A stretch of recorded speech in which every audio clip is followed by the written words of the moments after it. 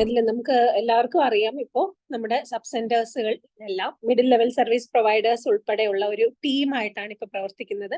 അപ്പം അതിനുവേണ്ടി ചെയ്യേണ്ട ആക്ടിവിറ്റീസ് എന്തൊക്കെയാണെന്നടങ്ങിയ ഉള്ള ഗവൺമെന്റ് ഉത്തരവുകൾ ഇപ്പോൾ ലഭ്യമാണ്. ജനകീയാരോഗ്യ കേന്ദ്രങ്ങൾ ഗവൺമെന്റിന്റെ ഒരു പ്രധാനപ്പെട്ട പ്രോജക്റ്റുകളിൽ ഒന്നാണ്. അപ്പൊ അതിന് എത്രയും കൂടുതൽ ജനകീയാരോഗ്യ കേന്ദ്രങ്ങൾ നാഷണൽ ക്വാളിറ്റി അഷുറൻസ് സ്റ്റാൻഡേർഡ് പ്രകാരം അക്രഡിറ്റഡ് ആവുക എന്നുള്ളതും സർക്കാരിന്റെ ഒരു വലിയ ലക്ഷ്യമാണ്.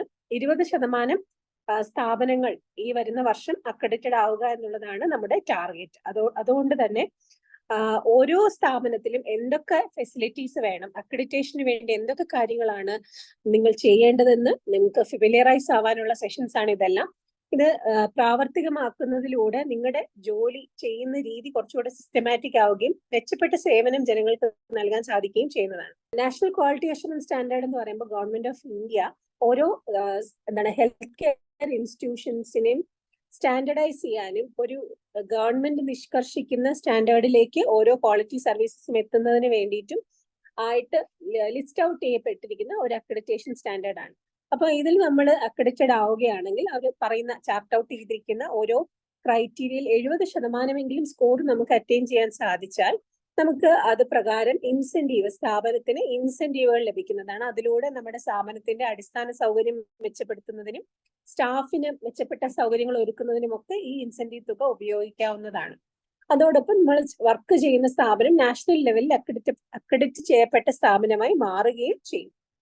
അപ്പം അതിനു വേണ്ടിയിട്ട് ഏതൊക്കെയാണ് ഏരിയകൾ നമ്മൾ നോക്കേണ്ടത് നമുക്ക് വിശദമായിട്ട് പരിശോധിക്കാം. We will discuss primarily about NQAS in health and wellness centers. നിങ്ങൾക്ക് എല്ലാവർക്കും അറിയാവുന്നതുപോലെ നാഷണൽ ക്വാളിറ്റി അഷുറൻസ് സ്റ്റാൻഡേർഡ്സ് എന്നുള്ളത് നമ്മൾ കുറേ വർഷങ്ങളായിട്ട് ഇംപ്ലിമെന്റ് ചെയ്ത് വരുന്നുണ്ട്. നമ്മുടെ പ്രാഥമിക ആരോഗ്യ കേന്ദ്രങ്ങളും കുടുംബാരോഗ്യ കേന്ദ്രങ്ങളും നമ്മുടെ അർബൻ പ്രൈമറി ഹെൽത്ത് സെന്റേഴ്സും ഒക്കെ NQAS സ്റ്റാൻഡേർഡ്സ് അച്ചീവ് ചെയ്തുകൊണ്ടിരിക്കുന്ന ഒരു സാഹചര്യത്തിൽ ഇപ്പോൾ നമുക്ക് പുതുതായി ജനകീയ ആരോഗ്യ കേന്ദ്രങ്ങൾക്ക് കൂടിയുള്ള ചെക്ക് ലിസ്റ്റ് തയ്യാറായിട്ടുണ്ട്. അപ്പോൾ ആ ചെക്ക് ലിസ്റ്റിലൂടെ ജനകീയ ആരോഗ്യ കേന്ദ്രങ്ങളും ക്വാളിറ്റി അഷുറൻസ് സ്റ്റാൻഡേർഡ്സ് അച്ചീവ് ചെയ്യുക എന്നുള്ള ഒരു വലിയ ഗോളിലേക്ക് നമ്മൾ വന്നിട്ടുണ്ട്. അത് സംസ്ഥാന സർക്കാരിന്റെ ഒരു വലിയ കമ്മിറ്റ്മെന്റ് ആയി മാറിയിട്ടുമുണ്ട്. അപ്പോൾ ജനകീയ ആരോഗ്യ കേന്ദ്രം എന്ന നിലയിൽ നമ്മൾ സ്ഥാപനത്തെ ഉയർത്തിയ ശേഷം സ്ഥാപനത്തിൽ എന്തൊക്കെ മാറ്റങ്ങൾ വന്നു എന്നുള്ളത് നിങ്ങൾക്ക് എല്ലാവർക്കും അറിയാം.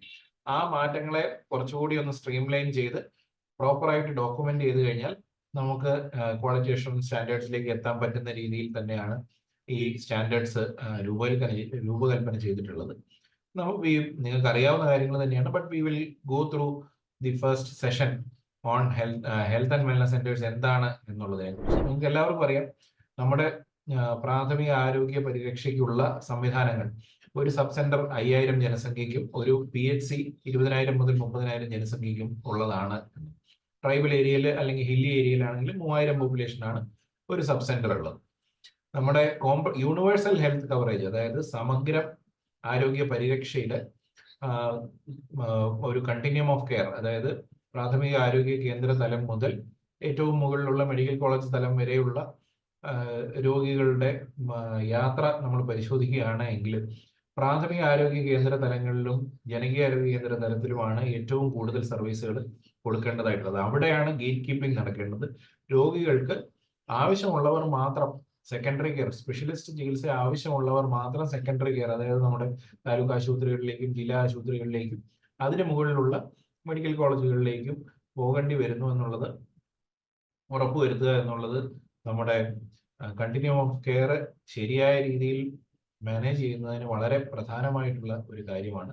ഈ സമഗ്ര പ്രാഥമിക ആരോഗ്യ പരിരക്ഷ എന്ന് പറയുമ്പോൾ നിങ്ങൾക്ക് എല്ലാവർക്കും അറിയാവുന്നതുപോലെ പ്രൈമറി കെയറിലെ 5 പ്രധാനപ്പെട്ട ഭാഗങ്ങൾ, അതായത് preventive care, promotive care, curative care, rehabilitative care, palliative care, ഈ 5 കമ്പോണൻസും ഉൾക്കൊള്ളുന്ന ഒരു ബൃഹത്തായ സംവിധാനമാണ് പ്രൈമറി കെയർ സംവിധാനം. അപ്പോൾ ആ പ്രൈമറി കെയർ സംവിധാനത്തിലെ ഏറ്റവും കൂടുതൽ നമ്പേഴ്സ് നമുക്ക് സംസ്ഥാനത്ത് ഒട്ടാകെ 5400-ലധികം ജനകീയ ആരോഗ്യ കേന്ദ്രങ്ങളാണുള്ളത്. ഈ ജനകീയ ആരോഗ്യ കേന്ദ്രങ്ങൾക്കാണ് ഇതിനകത്തിലെ ഏറ്റവും പ്രധാനമായിട്ടുള്ള റോള് വഹിക്കാനുള്ളത്. കോംപ്രിഹെൻസീവ് പ്രൈമറി കെയർ നമ്മൾ കേരളത്തിൽ നടപ്പിലാക്കുമ്പോൾ നമ്മുടെ ഒരു സർവീസ് ഡെലിവറി ജനുവരി 2023 ഇറങ്ങിയ ഉത്തരവിന് അടിസ്ഥാനത്തിൽ ഉള്ള ഒരു സർവീസ് ഡെലിവറി ഫ്രെയിംവർക്ക് നമുക്കുണ്ട്. കണ്ടിന്യൂം ഓഫ് കെയർ നടപ്പിലാക്കുന്നതിനായിട്ട് ഇ ഹെൽത്ത് സംവിധാനത്തിനോടൊപ്പം തന്നെ നമ്മുടെ സഞ്ജീവനി സംവിധാനമുണ്ട്. പിന്നെ നമ്മുടെ CHO എന്നത് നമുക്ക് കേരളത്തിൽ മിഡ് ലെവൽ സർവീസ് പ്രൊവൈഡർ ആണ്. മിഡ് ലെവൽ സർവീസ് പ്രൊവൈഡേഴ്സിന്റെ ട്രെയിനിങ്ങും അവരുടെ പ്രയോറിറ്റി ഹൗസ് വിസിറ്റ്സും എല്ലാമാണ് CHOയുടെ സ്കില്ലിങ്ങിനകത്ത് പ്രധാനമായിട്ട് വരുന്നത്. പേയ്മെന്റ് ഫിനാൻസിങ് ജനകീയാരോഗ്യ കേന്ദ്രങ്ങളിൽ വലിയ രീതിയിലുള്ള മാറ്റങ്ങൾ കൊണ്ടുവരുന്നതിനായിട്ട് 15ാം ധനകാര്യ കമ്മീഷനിലൂടെ നമുക്ക് പേയ്മെന്റ് സംവിധാനം വന്നിട്ടുണ്ട്. സ്ഥാപനങ്ങളുടെ അടിസ്ഥാന സൗകര്യ വികസനത്തിനാകും 15ാം ധനകാര്യ കമ്മീഷനിലൂടെ ഫണ്ടുകൾ വന്നിട്ടുണ്ട്. കമ്മ്യൂണിറ്റി മൊബിലൈസേഷൻ ആക്ടിവിറ്റീസിനായിട്ട് ജനകീയാരോഗ്യ കേന്ദ്രങ്ങളുടെ പ്രവർത്തന മാർഗരേഖയ്ക്കുള്ളിൽ തന്നെ നമ്മൾ പ്രൊവിഷൻ നൽകിയിട്ടുണ്ട്. ഞാൻ നേരത്തെ പറഞ്ഞതുപോലെ preventive, promotive, curative, rehabilitative and palliative services ആണ് നമ്മുടെ HWCകളിലൂടെ കൊടുക്കുന്നത്. അതിനകത്ത് ഒരു ചെറിയ ഭാഗം ക്ലിനിക്കൽ മാനേജ്മെന്റ് കൂടി വരുന്നുണ്ട്. ആ ക്ലിനിക്കൽ മാനേജ്മെന്റിന്റെ ഭാഗം ഏറ്റവും അപ്രോപ്രിയേറ്റ് ആയിട്ടുള്ള person mid level service providers ആണ്. ആ ക്ലിനിക്കൽ മാനേജ്മെന്റിൽ ഏറ്റവും പ്രാധാന്യം അർഹിക്കുന്നത് ക്രോണിക് കേസുകളാണ്. നിങ്ങൾക്ക് എല്ലാവർക്കും അറിയാം, സീരിയസ് ഹെൽത്ത് റിലേറ്റഡ് സഫറിംഗ് ഉള്ള പാലിയേറ്റീവ് കെയറിലല്ലാത്ത രോഗികളുടെ ഉത്തരവാദിത്വം മിഡ് ലെവൽ സർവീസ് പ്രൊവൈഡേഴ്സിനാണുള്ളത്. അവരുടെ പ്രയോറിറ്റി വിസിറ്റിനകത്ത് ഉൾപ്പെടുത്തേണ്ടതായിട്ടുണ്ട്. അവരുടെ ലൈൻ ലിസ്റ്റ് സ്ഥാപനത്തിൽ സൂക്ഷിക്കേണ്ടതായിട്ടും ഉണ്ട്. ഇതുകൂടാതെ ആരോഗ്യവർദ്ധക പ്രവർത്തനങ്ങളും രോഗപ്രതിരോധ പ്രവർത്തനങ്ങളും സബ് സെന്റർ ടീം, അതായത് JHI, JPHN, MLSP ഇവർ 3 പേരും ഒരുമിച്ച് നിന്നുകൊണ്ട് ചെയ്യേണ്ടതായിട്ട് കൂടിയുണ്ട്. ഇന്നിപ്പോ നമ്മുടെ ജനുവരി 2023 ഉത്തരവ് പ്രകാരം ചെയ്യേണ്ട കുറെ അധികം ആക്ടിവിറ്റീസ് ഉണ്ട്. അതിൽ വെൽ വുമൺ ക്ലിനിക് ഉണ്ട്, അതുപോലെ NCD സ്ക്രീനിങ് ഉണ്ട്, രോഗികളുടെ പേഷ്യന്റ് ഗ്രൂപ്പുകളുമായിട്ട് ബന്ധപ്പെട്ട് പേഷ്യന്റ് പിയർ ഗ്രൂപ്പുകളുടെ മീറ്റിങ്ങുകളുണ്ട്. അതുകൂടാതെ പ്രയോറിറ്റി ഹൗസ് വിസിറ്റ്സ് ഉണ്ട്. അപ്പോൾ ഈ പറഞ്ഞ കാര്യങ്ങളെല്ലാം സബ് സെന്റർ ടീമിന്റെ കൂട്ടായ ഉത്തരവാദിത്വം കൂടിയാണ്. ഇത് JPHന്റെ മാത്രം ഉത്തരവാദിത്വമാണ്, ഇത് JHIയുടെ മാത്രം ഉത്തരവാദിത്വമാണ്, ഇത് MLSPയുടെ മാത്രം ഉത്തരവാദിത്വമാണ് എന്നുള്ള രീതിയിലല്ല സബ് സെന്ററിലെ അതായത് ജനകീയ ആരോഗ്യ കേന്ദ്രത്തിലെ പ്രവർത്തനങ്ങളെ കേരള സർക്കാർ എൻവിസേജ് ചെയ്തിട്ടുള്ളത്. ഇപ്പോൾ 12 സർവീസസ് ആണ് ഏറ്റവും പ്രധാനമായിട്ടും നമ്മുടെ ജനകീയ ആരോഗ്യ കേന്ദ്രങ്ങളിൽ നിർബന്ധമായിട്ട് ഉണ്ടാവേണ്ടതായിട്ട് സർക്കാർ ആവശ്യപ്പെടുന്നത്. ഒന്ന്, early pregnancy care, neonatal health. അത് neonatal health and infant health എന്ന് പറയുന്നത് ഹോം ബേസ്ഡ് ചൈൽഡ് കെയർ സംവിധാനമാണ്. Childhood and adolescent care RBSK nurse വഴി ഫാമിലി പ്ലാനിംഗ് സർവീസസ് നേരത്തെ നൽകിക്കൊണ്ടിരിക്കുന്നത് തന്നെ കമ്മ്യൂണിക്കബിൾ ഡിസീസ് മാനേജ്മെന്റ് IDSPയുമായി ചേർന്നുകൊണ്ട് NBPDCPയുമായി ചേർന്നുകൊണ്ടും പിന്നെ സിമ്പിൾ ഇൽനെസസ് ആൻഡ് മൈനർ എയിൽമെന്റ്സിനുള്ള സംവിധാനം എല്ലാ ജനകീയാരോഗ്യ കേന്ദ്രങ്ങളിലും ഉച്ചയ്ക്ക് ശേഷം 2 മണി തൊട്ട് 4 മണി വരെ സ്റ്റാഫ് ആരെങ്കിലും ഉണ്ടാവണമെന്നും അവിടെ നിന്ന് നൽകുന്ന സേവനങ്ങൾ OP ആയി രേഖപ്പെടുത്തണമെന്നും വ്യക്തമായിട്ട് ഉത്തരവിൽ പറഞ്ഞിട്ടുണ്ട്. ഇതുകൂടാതെ screening of non communicable diseases ഒരു പ്രധാനപ്പെട്ട ആക്ടിവിറ്റി ആയിട്ട് വരികയാണ്. ശൈലി 2 ഇപ്പോൾ നമുക്ക് സംസ്ഥാനത്ത് റോൾ ഔട്ട് ചെയ്യുകയാണ്. ശൈലി 2 വരുന്നതിലൂടെ ആശമാര് ഫീൽഡിൽ പോയി CBAC അവരുടെ ശൈലി ആപ്പ് മുഖേന സ്ക്രീൻ ചെയ്യുന്ന ആളുകളിൽ CBAC സ്കോർ 4-ൽ കൂടുതലുള്ള മുഴുവൻ ആളുകളെയും നെയ്ബർഹുഡ് ക്യാമ്പുകൾ വെച്ച് അതാത് മാസം തന്നെ സ്ക്രീൻ ചെയ്തു പോകേണ്ട ഒരു വലിയ ഉത്തരവാദിത്വം നമുക്ക് സബ് സെന്റർ ടീമുകൾക്ക് വരുന്നുണ്ട്. ഈ ആനുവൽ ഹെൽത്ത് സ്ക്രീനിങ് 1 വർഷം കൊണ്ട് നിങ്ങളുടെ ഏരിയയിലെ മുഴുവൻ ആളുകളെയും സ്ക്രീൻ ചെയ്ത് തീർത്താൽ മതി. അപ്പോൾ ആ ഒരു പ്രോസസ്സും ഇതിന്റെ കൂടെ കംപ്ലീറ്റ് ചെയ്യേണ്ടതായിട്ടുണ്ട്. പിന്നെ ഓറൽ ഹെൽത്തിന്റെ ഒരു മൊഡ്യൂൾ പുതിയതായി വരുന്നുണ്ട്, മെന്റൽ ഹെൽത്തിന്റെ ഒരു മൊഡ്യൂൾ പുതിയതായി വരുന്നുണ്ട്.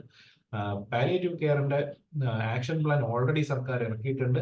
ആ ആക്ഷൻ പ്ലാനിനകത്ത് ഏറ്റവും പ്രധാനമായി പറഞ്ഞിട്ടുള്ളത് സബ് സെന്ററിൽ പാലിയേറ്റീവ് കെയർ കിടപ്പ് രോഗികളുടെ കാര്യങ്ങൾ മുഴുവൻ പാലിയേറ്റീവ് കെയർ നേഴ്സ് നോക്കുന്നതോടൊപ്പം അതാത് സബ് സെന്ററിൽ അതാത് ജനകീയ ആരോഗ്യ കേന്ദ്രത്തിൽ ഈ സീരിയസ് ഹെൽത്ത് റിലേറ്റഡ് സഫറിംഗ് ഉള്ള എന്നാൽ കിടപ്പിലല്ലാത്ത രോഗികളുടെ വിശദാംശങ്ങളെല്ലാം ഉണ്ടാവണമെന്നും ആ രോഗികളെ മിഡ് ലെവൽ സർവീസ് പ്രൊവൈഡറുടെ പ്രയോറിറ്റി ഹൗസ് വിസിറ്റിൽ ഉൾപ്പെടുത്തി അവർക്ക് ആവശ്യമായിട്ടുള്ള സർവീസുമായിട്ടുള്ള ലിങ്കേജ് ഉറപ്പുവരുത്തണം എന്നുമാണ്. എന്ന് പറഞ്ഞാൽ ആ രോഗികൾക്ക് ആവശ്യമായിട്ടുള്ള എല്ലാ സർവീസും MLSP കൊടുക്കണമെന്നല്ല. പല പേഷ്യൻസിനും പാലിയേറ്റീവ് കെയർ പ്രോജക്റ്റ് മുഖേനയാണ് അവരുടെ കത്തീറ്ററും റൈൽസ് ട്യൂബും ഒക്കെ മാറുന്നത്. അതെല്ലാം പാലിയേറ്റീവ് നേഴ്സ് തന്നെ ചെയ്യേണ്ട ചുമതലകളാണ്. എന്നാൽ അതുമായിട്ടുള്ള ഒരു ലിങ്കേജ് ഉറപ്പാക്കേണ്ടത് MLSPയുടെ ഉത്തരവാദിത്വമാണ്. പിന്നെ ബേൺസ് ആൻഡ് ട്രോമ മാനേജ്മെന്റിനുള്ള ഒരു ട്രെയിനിങ് കൂടി നിങ്ങൾക്ക് പ്രത്യേകമായി വരുന്നുണ്ട്. ജനകീയ ആരോഗ്യ കേന്ദ്രമായി നമ്മൾ സബ് സെന്ററുകളെ മാറ്റുമ്പോൾ നമ്മുടെ പ്രാഥമിക ആരോഗ്യ കേന്ദ്രങ്ങൾ കുടുംബാരോഗ്യ കേന്ദ്രങ്ങളായി മാറിയിട്ടുണ്ട്. കുടുംബാരോഗ്യ കേന്ദ്രങ്ങളിൽ ലാബ് സൗകര്യം എല്ലാ കുടുംബാരോഗ്യ കേന്ദ്രങ്ങളും, സംസ്ഥാനത്തെ മുഴുവൻ കുടുംബാരോഗ്യ കേന്ദ്രങ്ങളിലും ലാബ് സൗകര്യങ്ങളും റെഡിയാക്കുകയാണ്. അതുപോലെ മാസത്തിൽ ഒരു ദിവസമെങ്കിലും സ്പെഷ്യലിസ്റ്റ് കൺസൾട്ടേഷൻ മെഡിക്കൽ കോളേജുകളുമായിട്ട് ചേർന്നുകൊണ്ടും നമ്മുടെ ജില്ലാ താലൂക്ക് ആശുപത്രികളുമായിട്ട് ചേർന്നുകൊണ്ടും CHC തലത്തിലെങ്കിലും ലഭ്യമാക്കാനായിട്ട് സർക്കാർ ഇപ്പോൾ ശ്രമിച്ചു വരികയാണ്. കൂടാതെ ജില്ലാ ജനറൽ ആശുപത്രികളിലും ഡെലിവറി പോയിന്റുകളിലും ഫസ്റ്റ് ലെവൽ ഓഫ് ഹോസ്പിറ്റലൈസേഷൻ തരുന്നുണ്ട്. കണ്ടിന്യൂം ഓഫ് കെയർ എന്ന് പറഞ്ഞാൽ നമ്മുടെ പൊതുജനാരോഗ്യ പ്രവർത്തകർക്കുള്ള പബ്ലിക് ഹെൽത്ത് മൊഡ്യൂള് ഇപ്പം ഈ ഹെൽത്ത് തയ്യാറാക്കി വരികയാണ്. അടുത്ത ഒരു മാസത്തിനുള്ളിൽ അത് റോൾ ഔട്ട് ചെയ്യാൻ കഴിയുമെന്നാണ് പ്രതീക്ഷിക്കുന്നത്. ആ പബ്ലിക് ഹെൽത്ത് മൊഡ്യൂളിൽ ഉൾക്കൊള്ളുന്ന മുഴുവൻ ആളുകൾക്കും ഓരോ വ്യക്തിക്കും ആവശ്യമായ ആരോഗ്യ പരിരക്ഷ എന്താണോ അത് നൽകാൻ കഴിയും വിധത്തിലാണിത് തയ്യാറാക്കിയിട്ടുള്ളത്. അപ്പോൾ അതിൽ ശൈലി സ്ക്രീനിങ്ങിന് പോകേണ്ട ആളുകൾക്ക് ആശമാർ മുഖേന ശൈലി ആപ്പ് വഴിയുള്ള സ്ക്രീനിങ് നടത്തുന്നു. ആ സ്ക്രീനിങ്ങിൽ 4 അതിലധികമോ സ്കോർ ലഭ്യമാകുന്ന ആളുകളെ മുഴുവൻ നമ്മൾ നെയ്ബർഹുഡ് ക്യാമ്പ്, അതായത് വാർഡിലോ അതായത് എല്ലാ മാസവും നടത്തുന്ന NCD സ്ക്രീനിങ് ക്യാമ്പിലൂടെ അവരെ സ്ക്രീൻ ചെയ്യുന്നു. അവരുടെ GRPS-ഉം BP-യും പരിശോധിക്കുന്നു. BP കൂടുതലുള്ള ആളുകളെ നമ്മൾ നേരെ PHC-യിലേക്ക് വിടുന്നു. BP-യും ഷുഗറും കൂടുതലുള്ള ആളുകളെ PHC-യിൽ വിട്ട് അവിടെ വെച്ച് മെഡിക്കൽ ഓഫീസർ കണ്ട് അവരുടെ രോഗം സ്ഥിരീകരിക്കുന്നു, അവർക്ക് മരുന്ന് ലഭ്യമാക്കുന്നു. മരുന്ന് ലഭ്യമാക്കുന്ന ഈ പേഷ്യൻസിന് കൂടുതൽ പരിശോധനകൾ എന്തെങ്കിലും ആവശ്യമുണ്ടെങ്കിൽ, PHC-യിൽ ലഭ്യമല്ലാത്ത പരിശോധനകൾ എന്തെങ്കിലും ആവശ്യമുണ്ടെങ്കിൽ ആ രോഗികൾക്ക് hub and spoke model lab network ഉപയോഗിച്ചുകൊണ്ട് ജില്ലാ തലത്തിലുള്ള ലാബിൽ നിന്നുള്ള പരിശോധനകൾ കൂടി ലഭ്യമാക്കാൻ കഴിയുക എന്നുള്ളതും, തുടർന്ന് അവരുടെ തുടർ ചികിത്സ, അവരുടെ എല്ലാ മാസവുമുള്ള തുടർ ചികിത്സ, പിന്നെ രോഗം നിയന്ത്രിച്ചു നിൽക്കുന്ന ആളുകൾക്ക് മരുന്ന് മാത്രം ലഭ്യമായാൽ മതി. അവർക്ക് ഓരോ പ്രാവശ്യം ഡോക്ടറെ കാണേണ്ടതില്ല, 3 മാസത്തിലൊരിക്കൽ കണ്ടാൽ മതി. അപ്പോൾ ആ കാണുന്ന സംവിധാനം, സ്പെഷ്യലിസ്റ്റ് കൺസൾട്ടേഷൻ എന്തെങ്കിലും ആവശ്യമുണ്ടെങ്കിൽ അത് ഈ സഞ്ജീവനി മുഖേന സബ് സെന്ററിൽ നിന്ന് തന്നെ നൽകാവുന്ന രീതിയിൽ. അപ്പോൾ ആ ഒരു diagnosis, treatment, follow up and referral to higher centre, ഈ ഒരു കണ്ടിന്യൂത്തിനെയാണ് നമ്മൾ കണ്ടിന്യൂം ഓഫ് കെയർ എന്ന് പറയുന്നത്. അപ്പോൾ സെക്കൻഡറി കെയറിലോ ടെർഷറി കെയറിലോ, അതായത് നമ്മുടെ ജില്ലാ ജനറൽ ആശുപത്രികളിലോ താലൂക്ക് ആശുപത്രികളിലോ മെഡിക്കൽ കോളേജിലോ ചികിത്സയിൽ കഴിയുന്ന രോഗികൾക്ക് ജനകീയ ആരോഗ്യ കേന്ദ്ര ലെവലിൽ എത്തുമ്പോൾ എന്താണ് നൽകേണ്ടതെന്ന് പറഞ്ഞാൽ അവർക്ക് വേണ്ടുന്ന ഫോളോ അപ്പ് ആണ് നൽകേണ്ടത്. അവരുടെ വീടുകളിൽ എത്തുമ്പോൾ, ഇപ്പോൾ ഒരു ഉദാഹരണം പറയുകയാണെങ്കിൽ, ഡയാലിസിസ് ചെയ്തുകൊണ്ടിരിക്കുന്ന ഒരു രോഗിക്ക് അയാളുടെ വീട്ടിൽ പ്രയോറിറ്റി ഹൗസ് വിസിറ്റ് പോകുമ്പോൾ ആ പ്രയോറിറ്റി ഹൗസ് വിസിറ്റിൽ അയാൾക്ക് എന്തൊക്കെ ഭക്ഷണങ്ങൾ കഴിക്കാം, എന്തൊക്കെ കാര്യങ്ങൾ ചെയ്യാം, എന്തൊക്കെ കാര്യങ്ങൾ ചെയ്തുകൂടാ, വെള്ളത്തിന്റെ ഇൻടേക്ക് എങ്ങനെയായിരിക്കണം, അത്തരം കാര്യങ്ങളിൽ അവർക്ക് ആവശ്യമായ നിർദ്ദേശങ്ങൾ നൽകുകയും സഹായങ്ങൾ ചെയ്തു കൊടുക്കുകയുമാണ് അതിലൂടെ പ്രധാനമായും ഉദ്ദേശിക്കുന്നത്. പേഷ്യന്റ് സപ്പോർട്ട് ഗ്രൂപ്പുകൾ നമ്മുടെ ജനകീയ ആരോഗ്യ കേന്ദ്രങ്ങളുടെ ഏറ്റവും വലിയ മാറ്റമാണ്. ആഴ്ചയിൽ ഒരു ദിവസമാണ് പേഷ്യന്റ് സപ്പോർട്ട് ഗ്രൂപ്പുകൾ നടത്തേണ്ടതായിട്ടുള്ളത്. പേഷ്യന്റ് സപ്പോർട്ട് ഗ്രൂപ്പ് രോഗങ്ങളുടെ അടിസ്ഥാനത്തിലും നടത്താം, രോഗങ്ങളുടെ അടിസ്ഥാനത്തിൽ അല്ലാതെയും നടത്താം. ഇപ്പോൾ എല്ലാ ജില്ലകളിലുമുള്ള മിഡ് ലെവൽ സർവീസ് പ്രൊവൈഡേഴ്സിനുള്ള പരിശീലനം നമ്മൾ ആരംഭിക്കാൻ പോവുകയാണ്. 4 ജില്ലകളിലുള്ള പരിശീലനം ഓൺഗോയിങ് ആണ്. വയനാട്, എറണാകുളം, പത്തനംതിട്ട, തിരുവനന്തപുരം, 4 ജില്ലകളിലുള്ള മിഡ് ലെവൽ സർവീസ് പ്രൊവൈഡേഴ്സിനുള്ള ട്രെയിനിങ് ഇതിനകത്ത് ഓൺഗോയിങ് ആണ്. അതിൽ പ്രഷറും ഷുഗറുമുള്ള, അതായത് പ്രമേഹവും രക്താതിസമ്മർദ്ദവുമുള്ള രോഗികളുടെ പേഷ്യന്റ് സപ്പോർട്ട് ഗ്രൂപ്പ് നടത്തുമ്പോൾ അവർക്ക് നൽകേണ്ട അഡ്വൈസ് എന്തൊക്കെയാണ്, എന്തൊക്കെ കാര്യങ്ങൾ അവർ ശ്രദ്ധിക്കണം, എന്തൊക്കെ കാര്യങ്ങൾ ഒഴിവാക്കണം, എന്തൊക്കെ കാര്യങ്ങൾ കൂടുതലായിട്ട് ചെയ്യണം എന്നുള്ളതെല്ലാം സംബന്ധിച്ച് അവർക്ക് കൊടുക്കേണ്ട അഡ്വൈസ്, അവർ ചെയ്തുകൊണ്ട് വരേണ്ട ആക്ടിവിറ്റി, അവരുടെ മോണിറ്ററിങ് ചെയ്യുമ്പോൾ എന്തൊക്കെ കാര്യങ്ങൾ ശ്രദ്ധിക്കണം, ഇത്തരം കാര്യങ്ങളെല്ലാം ഉൾപ്പെടുത്തിക്കൊണ്ടുള്ള ഒരു മൊഡ്യൂൾ അച്യുതമേനോൻ സെന്ററുമായി ചേർന്ന് നമ്മൾ തയ്യാറാക്കി ആ മൊഡ്യൂൾ ബേസ്ഡ് ട്രെയിനിങ്സ് ഇപ്പോൾ നടന്നുകൊണ്ടിരിക്കുകയാണ്. മറ്റ് ജില്ലകൾക്കും ഉള്ള TOT ഏപ്രിൽ മാസം നടക്കും. അതിനുശേഷം എല്ലാ സംസ്ഥാനത്തുള്ള മുഴുവൻ 5409 മിഡ് ലെവൽ സർവീസ് പ്രൊവൈഡേഴ്സും ഈ പേഷ്യന്റ് സപ്പോർട്ട് ഗ്രൂപ്പ് സംവിധാനത്തിന് വേണ്ടി തയ്യാറാവുകയാണ്. അതോടൊപ്പം നമ്മുടെ JHIമാർക്കാണ് NCD ക്ലിനിക്കിന്റെ പ്രധാന ചുമതലയുള്ള ആളുകൾ. JHIമാരും JPHNമാരും PHC മെഡിക്കൽ ഓഫീസർമാരും ബ്ലോക്ക് ലെവലിലുള്ള MOമാരും ജില്ലാ തലത്തിലുള്ള പ്രോഗ്രാം ഓഫീസർമാരുടെയും സെൻസിറ്റൈസേഷൻ മീറ്റിങ്ങുകൾ ഏപ്രിൽ മാസം പ്ലാൻ ചെയ്തിട്ടുണ്ട്. അപ്പോൾ ആ ഒരു വലിയ മാറ്റം ഉണ്ടാകുന്നതിലൂടെ നമ്മൾ രോഗികൾക്കുള്ള മരുന്ന് കൊടുക്കുന്നതിനോടൊപ്പം അവർക്ക് ആവശ്യമായ മറ്റ് സപ്പോർട്ട്, പലപ്പോഴും രോഗികളുടെ രോഗനിയന്ത്രണം സാധ്യമാവാത്തത് അവർക്ക് വീട്ടിൽ ആവശ്യമായ സോഷ്യൽ സപ്പോർട്ട് ലഭ്യമാവാത്തത് കൊണ്ടോ ഒക്കെയാണ്. അപ്പോൾ ആ ഒരു സോഷ്യൽ സപ്പോർട്ട് നൽകുക എന്നുള്ളതാണ് ഈ പേഷ്യന്റ് സപ്പോർട്ട് ഗ്രൂപ്പുകളുടെ പ്രധാനമായിട്ടുള്ള ഉദ്ദേശം. എനിക്ക് തോന്നുന്നു ഈ 2023 ജനുവരിയിലെ ഉത്തരവ് വന്ന ശേഷം സ്ട്രക്ചേർഡ് ആയിട്ട് ഇതിനു വേണ്ടിയിട്ട് നമ്മളൊരു നടപടി എടുക്കുന്നത് ഇപ്പോഴാണ്. നിങ്ങൾക്ക് എല്ലാവർക്കും അറിയാം, HWCയിലെ ടീം എന്ന് പറയുന്നത് ഒരു മിഡ് ലെവൽ സർവീസ് പ്രൊവൈഡർ, ഒരു GPHN, ഒരു GHI, പിന്നെ ഓരോ വാർഡിന് ഒരു ആശ എന്നുള്ള കണക്കിനാണ് നമ്മൾ HWC ടീമിനെ സജ്ജീകരിച്ചിട്ടുള്ളത്. മെഡിസിൻസും ഡയഗ്നോസ്റ്റിക്സും നിങ്ങൾക്ക് എല്ലാവർക്കും അറിയാം, അതിനെക്കുറിച്ച് ഞാൻ കൂടുതൽ പറയുന്നില്ല. മറ്റൊരു ജനകീയാരോഗ്യ കേന്ദ്രം പുതുതായി വന്നപ്പോൾ വന്ന പുതിയൊരു ചേഞ്ച് എന്ന് പറയുന്നത് ജൻ ആരോഗ്യ സമിതിയാണ്. അത് സബ് സെന്റർ വെൽഫെയർ കമ്മിറ്റി എന്ന കമ്മിറ്റിയാണ്. ഈ സബ് സെന്റർ വെൽഫെയർ കമ്മിറ്റിക്ക് നേരത്തെ അതാത് സബ് സെന്ററിന്റെ കാര്യങ്ങൾ നോക്കുന്നതിന് വേണ്ടി പ്രത്യേകമായ ഒരു കമ്മിറ്റി ഉണ്ടായിരുന്നില്ല. ഇപ്പോൾ PHCക്ക് എങ്ങനെയാണോ HMC ഉള്ളത് അതേ രീതിയിൽ സബ് സെന്ററിലെ മുഴുവൻ പ്രവർത്തനങ്ങളും ഒരുമിച്ച് ഏകോപിപ്പിക്കുന്നതിനായിട്ട് അവിടുത്തെ വാർഡ് മെമ്പറുടെ നേതൃത്വത്തിൽ സബ് സെന്റർ വെൽഫെയർ കമ്മിറ്റി ഉണ്ട്. മാസത്തിൽ ഒരു ദിവസമാണ് ഇത് കൂടേണ്ടതായിട്ടുള്ളത്. സ്ത്രീകളും അതുപോലെ വൾണറബിൾ പോപ്പുലേഷൻ ആളുകളും ഇതിനകത്ത് കാര്യമായി ഇൻവോൾവ് ആവേണ്ട ഒരു സമിതിയാണ്. ആ സമിതിയെ ബോധ്യപ്പെടുത്തി വേണം അതാത് സബ് സെന്ററുകളുടെ പ്രവർത്തനം മുന്നോട്ട് കൊണ്ടുപോകാൻ. വാർഡ് സാനിറ്റേഷൻ കമ്മിറ്റിയുടെ പ്രവർത്തനം ഏത് രീതിയിലാണോ അതേ രീതിയിൽ പ്രാധാന്യം കൊടുത്ത് നൽകേണ്ട ഒരു കമ്മിറ്റിയാണ് ജൻ ആരോഗ്യ സമിതി അല്ലെങ്കിൽ സബ് സെന്റർ വെൽഫെയർ കമ്മിറ്റി എന്നുള്ളത്.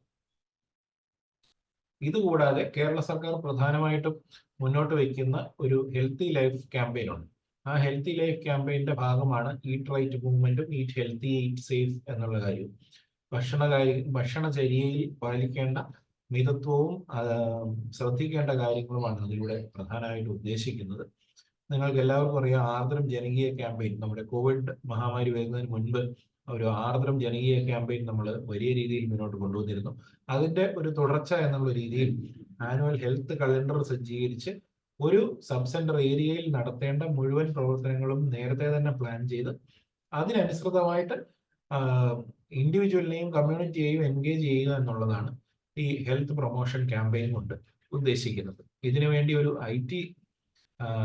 IT സിസ്റ്റം നമ്മൾ സജ്ജീകരിച്ചിട്ടുള്ളത് നമ്മുടെ പോപ്പുലേഷൻ ബേസ്ഡ് NCD സ്ക്രീനിങ്ങിനുള്ള ശൈലി ആപ്ലിക്കേഷൻ ഉണ്ട്.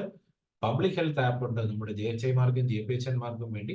അതുപോലെ തന്നെ ജനകീയ ആരോഗ്യ കേന്ദ്രത്തിന്റെ ഓൺലൈൻ റിപ്പോർട്ടിങ്ങിനായിട്ടുള്ള ഒരു ഓൺലൈൻ പോർട്ടൽ കൂടി വരുന്നുണ്ട്. In addition to ABHWC portal. ABHWC പോർട്ടലിലോ HMIസിലോ ഇല്ലാത്ത കുറച്ച് ഡേറ്റ നമുക്ക് ക്യാപ്ചർ ചെയ്യേണ്ടതായിട്ടുണ്ട്, പ്രധാനമായിട്ടും പേഷ്യന്റ് സപ്പോർട്ട് ഗ്രൂപ്പുകളുമായിട്ട് ബന്ധപ്പെട്ടുള്ള കാര്യങ്ങളൊക്കെ. അതിനൊക്കെ വേണ്ടിയാണ് ഈ റോബസ്റ്റ് IT സിസ്റ്റം നമ്മൾ ചെയ്യാൻ പോകുന്നത്. ഇതോടൊപ്പം സബ് സെന്ററുകൾ ജനകീയാരോഗ്യ കേന്ദ്രങ്ങളായപ്പോൾ കുറെ അധികം പുതിയ എക്വിപ്മെന്റ് വന്നു, മരുന്നുകൾ വന്നു, ലാബ് ടെസ്റ്റുകൾക്കുള്ള കിറ്റുകൾ വന്നു. ഇത്തരം കാര്യങ്ങളുടെ ഒരു സ്റ്റാൻഡേർഡൈസേഷൻ, ഇത്തരം കാര്യം ബയോമെഡിക്കൽ എക്വിപ്മെന്റിന്റെ ഒരു മെയിൻ്റനൻസ്, ബയോമെഡിക്കൽ എക്വിപ്മെന്റ് മെയിൻ്റനൻസ് സംവിധാനം, ഇതെല്ലാം നമ്മൾ പ്രത്യേകമായിട്ട് ശ്രദ്ധിക്കേണ്ടതായിട്ടുണ്ട്. നമ്മുടെ ബയോമെഡിക്കൽ എക്വിപ്മെന്റ് മെയിൻ്റനൻസ് പ്രോഗ്രാം സംസ്ഥാന സർക്കാരിനുണ്ട്. ആ ബയോമെഡിക്കൽ എക്വിപ്മെന്റ് മെയിൻ്റനൻസ് പ്രോഗ്രാമിന്റെ ഭാഗമായുള്ള എക്വിപ്മെന്റ് തന്നെയാണ് നമ്മൾ സബ് സെന്ററിൽ ഇരിക്കുന്നത് എന്നുള്ളത് ഉറപ്പുവരുത്തേണ്ടതായിട്ടുണ്ട്. അതിന് അഥവാ അത് ഇപ്പോൾ ഇൻവോൾവ് അല്ല എങ്കിൽ അടുത്ത ബാർകോഡിങ്ങിന്റെ സമയത്ത് ആ എക്വിപ്മെന്റ് എല്ലാം ബാർകോഡ് ചെയ്യപ്പെടാനായിട്ടും ശ്രദ്ധിക്കേണ്ടതായിട്ടുണ്ട്. ഈ ശൈലി 2 വന്നപ്പോഴത്തേക്കും ഇപ്പൊ നേരത്തെ നമുക്ക് ഞാൻ ഓരോ മാസത്തെയും റിപ്പോർട്ട് എടുക്കണമെന്ന് വെച്ചാൽ നടക്കില്ലായിരുന്നു. ഇപ്പോൾ ഓരോ മാസത്തെയും റിപ്പോർട്ട് നിങ്ങൾക്ക് എടുക്കാൻ പറ്റും. ഏത് ഡേറ്റ് തൊട്ട് ഏത് ഡേറ്റ് വരെയുള്ള റിപ്പോർട്ട് എടുക്കണമെന്ന് വെച്ചാൽ നടക്കും. അപ്പോൾ തലേ മാസം ആശമാര് സ്ക്രീൻ ചെയ്ത ആളുകളെ ഈ മാസം ക്യാമ്പുകളിൽ ഉൾക്കൊള്ളിച്ച് സ്ക്രീൻ ചെയ്യാൻ കഴിയുമോ എന്നുള്ളതാണ് ഓരോ ജനകീയാരോഗ്യ കേന്ദ്രത്തിലും പരിശോധിക്കേണ്ടതായിട്ടുള്ളത്. Ayushman Bharat health and wellness പോർട്ടലിന്റെ കാര്യം നിങ്ങൾക്ക് എല്ലാവർക്കും അറിയാം. പോർട്ടലിന്റെ പേര് ഇപ്പോൾ മാറിയിട്ടുണ്ട്. Ayushman Bharat health and wellness portal എന്നുള്ളത് മാറി ആയുഷ്മാൻ ആരോഗ്യ മന്ദിർ പോർട്ടൽ എന്നായിട്ടുണ്ട്. അതിനകത്ത് സ്ഥാപനത്തിന്റെ പേര്, സ്ഥാപനത്തിന്റെ ഫോട്ടോ, അതിൻ്റെ സ്റ്റാഫിൻ്റെ വിശദാംശങ്ങൾ, daily data entry, monthly data entry ഒക്കെ നടന്നു വരുന്നത് നിങ്ങൾക്ക് എല്ലാവർക്കും അറിയാം. അതിനെക്കുറിച്ച് ഞാൻ കൂടുതൽ പറയുന്നില്ല. ഇപ്പോൾ നമുക്ക് പ്രധാനമായിട്ടും ഇതിൻ്റെ ഒരു സ്ട്രക്ചർ മനസ്സിലാകേണ്ടതായിട്ടുള്ളത്, ഓരോ വ്യക്തിക്കും ഇൻഡിവിജ്വൽ ഹെൽത്ത് റെക്കോർഡ് ഉണ്ടാവുക, ഓരോ കുടുംബത്തിനും ഒരു ഫാമിലി ഫോൾഡർ ഉണ്ടാവുക, അതാത് വ്യക്തിക്കും അതാത് കുടുംബത്തിനും അവർക്ക് കൊടുക്കേണ്ട ആരോഗ്യ സേവനങ്ങൾ കൊടുക്കേണ്ട സമയത്ത് ലഭ്യമാക്കുക എന്നുള്ളതാണ് ജനകീയാരോഗ്യ കേന്ദ്രത്തിലെ ഏറ്റവും പ്രധാനപ്പെട്ട ലക്ഷ്യം. Continuum of care across levels establish ചെയ്യുന്നതിന് വേണ്ടിയിട്ട് നമ്മൾ IT സിസ്റ്റംസ് റെഡിയാക്കിയിട്ടുണ്ട്. നിങ്ങൾക്ക് എല്ലാവർക്കും അറിയാം, health facility registry, health professional രജിസ്ട്രിയും സജ്ജീകരിച്ചിട്ടുണ്ട്. എല്ലാ GPHന്മാർക്കും MLSPമാരും ഹെൽത്ത് പ്രൊഫഷണൽ രജിസ്ട്രിയിൽ തീർച്ചയായിട്ടും രജിസ്റ്റർ ചെയ്ത് അവരുടെ ആധാർ ഉപയോഗിച്ച് വാലിഡേറ്റ് ചെയ്ത് അവരവർക്ക് ഹെൽത്ത് പ്രൊഫഷണൽ രജിസ്ട്രി ID നിർബന്ധമായിട്ടും ഉണ്ടാവേണ്ടതായിട്ടുണ്ട്. ഈ HPR ID ഉപയോഗിച്ചാണ് കേന്ദ്ര സർക്കാരിൻ്റെ ട്രെയിനിങ് പോർട്ടലായ സശക്ത് പോർട്ടലിലും അവർ ലോഗിൻ ചെയ്യേണ്ടതായിട്ടുള്ളത്. പിന്നെ പ്രോഗ്രാം മാനേജേഴ്സിനുള്ള ഡാഷ്ബോർഡ്സ്, അത്തരം സംവിധാനങ്ങളെല്ലാം. ഇനി നമ്മൾ സംസാരിക്കാൻ പോകുന്നത് അതാത് കുടുംബാരോഗ്യ കേന്ദ്രങ്ങളുടെയും ജനകീയാരോഗ്യ കേന്ദ്രങ്ങളുടെയും ഇൻഫ്രാസ്ട്രക്ചറിനെ പറ്റിയാണ്. നിങ്ങൾക്ക് എല്ലാവർക്കും അറിയാം, കൂടുതൽ സ്ഥലങ്ങളിലും സബ് സെന്ററുകൾ ഇരിക്കുന്നത് വളരെ പരിമിതമായ സാഹചര്യത്തിലാണ്. 5 സെന്റ് സ്ഥലമെങ്കിലും ലഭ്യമാണ് എങ്കിൽ 15ാം ധനകാര്യ കമ്മീഷൻ ഫണ്ട് ഉപയോഗിച്ചുകൊണ്ട് 55 ലക്ഷം രൂപ ഉപയോഗിച്ച് ഈ സ്ഥാപനത്തിന് ആവശ്യമായ കെട്ടിടം പണിയാനായിട്ട് കഴിയും. 2023-24 2022-23 1000-ലധികം സബ് സെന്റേഴ്സിനെ ഇത്തരത്തിൽ നമുക്ക് അപ്രൂവൽ നിലവിൽ ലഭ്യമായിട്ടുണ്ട്. ഒരു പ്രാവശ്യം കൂടി ലഭ്യമാക്കുന്നതിനുള്ള, അടുത്ത വർഷത്തെ പ്രപ്പോസലിലൂടെ അത് ലഭ്യമാക്കുന്നതിനുള്ള ഒരു ഓപ്പർച്യൂണിറ്റി ഇപ്പോഴുണ്ട്. നിലവിൽ ബിൽഡിംഗ് ഇല്ലാത്ത മുഴുവൻ സബ് സെന്ററുകൾക്കും 15ാം ധനകാര്യ കമ്മീഷൻ ഫണ്ട് വിനിയോഗിച്ചുകൊണ്ട് സബ് സെന്റർ കെട്ടിടം ഉറപ്പാക്കുന്നതിനുള്ള ഒരു നടപടി എല്ലാ ജനകീയാരോഗ്യ കേന്ദ്രം സ്റ്റാഫിനും ഉണ്ട്. നിങ്ങളുടെ അതാത് തദ്ദേശ ഭരണ സ്ഥാപനവുമായി ബന്ധപ്പെട്ടാണ് അതിൻ്റെ തുടർന്നുള്ള പ്രവർത്തനങ്ങൾ ചെയ്യണം. നേരത്തെ പറഞ്ഞു, mentoring, training, research, quality assurance, ഇതെല്ലാം ഒരു നൂലിൽ കെട്ടിയ ഒരു യൂണിറ്റ് ആയിട്ട് പോകേണ്ട കാര്യങ്ങളാണ്. നമ്മുടെ മിഡ് ലെവൽ സർവീസ് പ്രൊവൈഡർമാരുടെ പരിശീലനം, ജനകീയാരോഗ്യ ടീമിന്റെ പരിശീലനം, ഓരോ ആക്ടിവിറ്റിക്കുമുള്ള പ്രത്യേകം പരിശീലനങ്ങൾ, ഇതെല്ലാം ക്വാളിറ്റി അഷുറൻസിന്റെ ഭാഗമായിട്ട് ഡോക്യുമെന്റ് ചെയ്യപ്പെടേണ്ടതായിട്ടുണ്ട്.